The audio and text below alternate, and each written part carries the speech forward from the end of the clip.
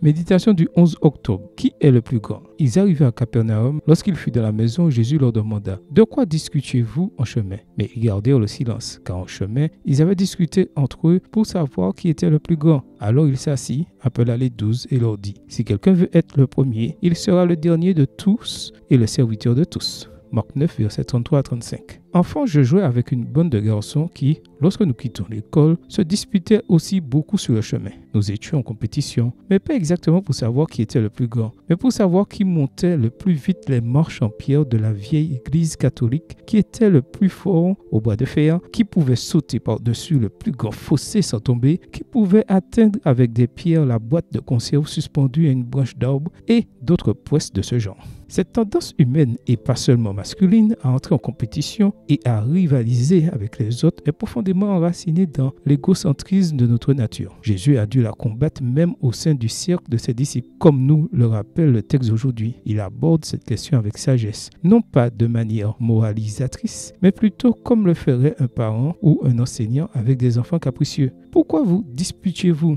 Et eux aussi, comme des enfants turbulents pris en faute, se taisent. Parce qu'il sentait déjà que pour Jésus, se disputer pour savoir qui était le plus grand semblait être un enfantillage, une puérilité, un manque de maturité indigne de ses disciples. C'est pourquoi le maître s'est aussi servi d'un enfant pour donner à ces grands garçons une leçon très profonde, loin des préoccupations peu chrétiennes qui nous occupent parfois en essayant de surpasser les autres de quelque manière que ce soit. Jésus vient dire, en d'autres termes, que la vraie grandeur ne se trouve pas sur le chemin du succès et des honneurs, où la cherchent ceux qui se croient triomphants, mais sur le chemin du service. Que la vraie grandeur n'est pas d'être au-dessus de tout le monde, mais d'être au service de ceux qui ont besoin de nous. En fin de compte, l'important pour les chrétiens n'est pas de se distinguer des autres, mais de se mettre au service de ceux qui ont besoin de notre aide. Seigneur, qu'aujourd'hui et chaque jour, au lieu d'aspirer à être au-dessus des autres, je sois prêt à aider. Que face aux énormes besoins de ce monde, je me soucie davantage d'être utile que de recevoir des louanges. Amen. Bonne journée à vous et que le Seigneur vous bénisse.